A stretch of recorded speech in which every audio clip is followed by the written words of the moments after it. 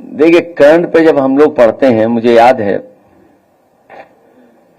हमारे जितने भी साहित्यकार हैं सब जानते हैं, और बहुत सारे साथियों ने, दिनकर जी ने जो लिखा है कर्ण के बारे में रश्मि रति में, शायद उससे अच्छा कर्ण के बारे में नहीं लिखा गया होगा। और वो पक्ष जब वो शूद्र वाली बातें शुरू हुई, वो शायद इतना स्पष्ट तरीके से और जिस भाव के साथ लिखा गया, शायद कोई बड़ा उसके अलावा लेख नहीं आया है। जो गठबंधन था वो ऐसा गठबंधन था जो बाबा साहब भीमराव अम्बेडकर जी, डॉक्टर राम मनोहर लोहिया जी करना चाहते थे अपने जीवन काल में, वो नहीं कर पाए। इसीलिए आपको याद होगा उस समय मैं कहता था कि सपा बसपा का गठबंधन ये देश की राजनीति को बदलेगा, लेकिन कुछ परिस्थितियां ऐसी रहीं जिसकी वजह से वो गठबंधन नहीं चल पाया। और बात बहुत छोटी आई है, किसने किसका फोन नहीं उठाया, किसने किसको फोन किया, आप सोचिए। और उस समय का आपके पास रिकॉर्ड भी होगा। मेरे मंच में, मेरे बगल में बहुत ही पुराने बहुजन समाज पार्टी के नेता बैठे थे,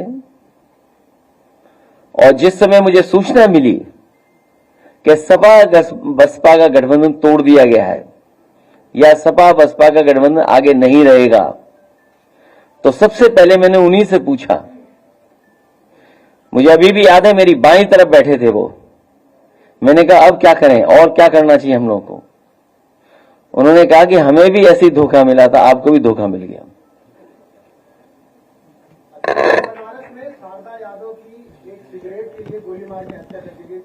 देखिए, ये बात और मत छेड़े, क्योंकि मुझे जाना है दिल्ली, और देश के बड़े नेता सीताराम येचुरी जी के कार्यक्रम में शामिल होना है।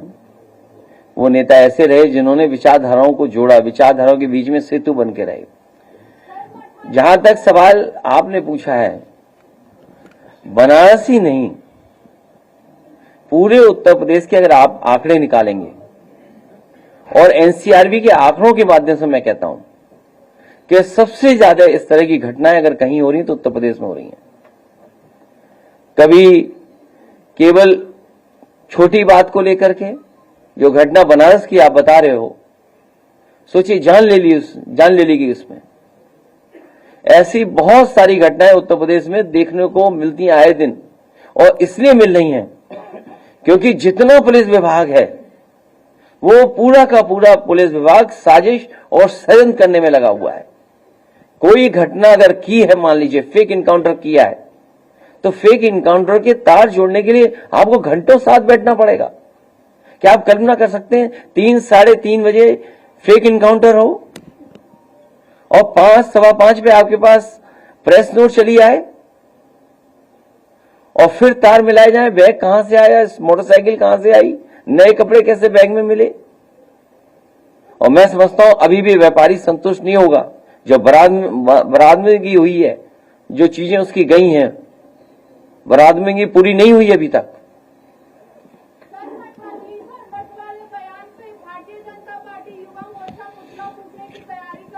वो तो बहुत अच्छा कर रहे, उन्हें तब भी करना चाहिए था जब किसी नेता ने ये कहा था ये इनको मारो जूते 4। तब ये साधु संत कहां थे? तब कहां थे ये साधु संत? इसमें किसी को बुरा नहीं मानना चाहिए। और आजकल तो गूगल का जमाना है, आप मठाधीश का जो एक्सप्लेनेशन देख लो उसमें गूगल में ही। क्या गूगल के खिलाफ भी वो लोग जाएंगे कहीं और?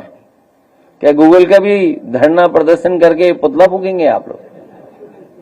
मंगेश का परिवार आपसे कल मिला था, तो क्या उसकी आगे की कानूनी लड़ाई और या राजनीतिक स्तर पर लड़ाई आप आगे उसको कंटिन्यू करेंगे? कल पूरा परिवार मिला था, और जो सरकार कह रही है कि इनकाउंटर हुआ है, परिवार के सदस्य बता रहे हैं कि रात को उठाया था उसको और 2 दिन बाद उसका इनकाउंटर हुआ है। तो कम से कम परिवार से वो सच्चाई जानने के लिए परिवार से मैं मिला था। अखिलेश जी, आपने कहा रिकवरी नहीं हुई, डीजीपी दावा कर रहे हैं कि पूरी रिकवरी हो गई है, जो सोना बरामद किया है। पुलिस के डर से सब कह देंगे हाँ पूरी बरामदगी हो चुकी है। बीजेपी ये बहुत आरोप लगा रही है कि आप पीडीए की बात करते हैं लेकिन खाली एक जाति को लेकर चल रहे हैं। के बाजारों में जाके वो हमें कह रहे हैं कि हम एनकाउंटर कराते थे। मैं समझ नहीं पाया क्या पूछ रही हैं। पार्टी कह रही है कि चलिए मुझे जाने दो। मैं आदरणीय भारतीय जनता पार्टी कह रही है कि आप बात पीडीए की करते हैं लेकिन एक जाति की सिर्फ बात कर रहे हैं। पिछड़ों के या मुसलमानों के जो इनकाउंटर हुए उसको कोई सवाल नहीं। जितने भी इनकाउंटर हुए हैं समय समय पर समाजवादी पार्टी ने आवाज उठाई है। प्रधानमंत्री कह रहे हैं विश्वगुरु बना रहे हैं, लेकिन जिस तरह से पुतिन को सफाई दी गई है यूक्रेन दौरे की, पहली बार ऐसा हुआ है कि प्रधानमंत्री की सफाई किसी दूसरे देश को दी जा रही है दौरे की। उस पर विदेश वाले में मत पूछो आप। पार्टी के संगठन के लोग बुलाएंगे तो जाएंगे, क्योंकि 370 के बाद पहली बार चुनाव जम्मू कश्मीर हो रहा है, इसलिए समाजवादी पार्टी लड़ रही है। और समाजवादी पार्टी इसलिए भी लड़ रही है क्योंकि अगर आप मानक देखेंगे राष्ट्रीय पार्टी बनाने के लिए छोटे स्टेट में जल्दी बन सकते हैं।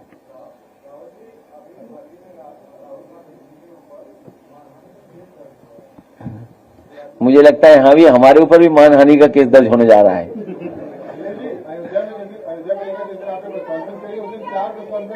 हाँ?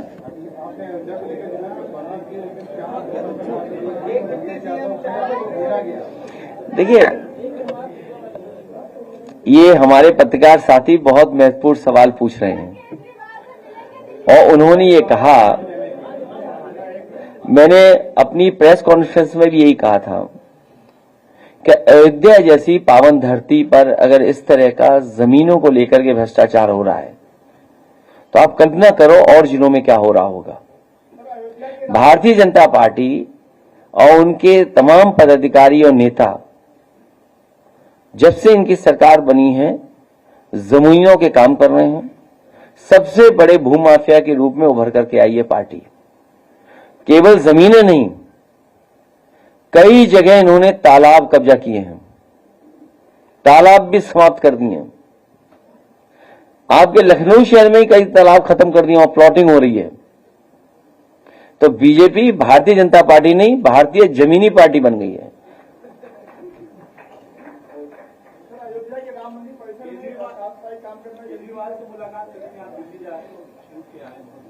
वो हमारे इंडिया गठबंधन के सहयोगी नेता हैं।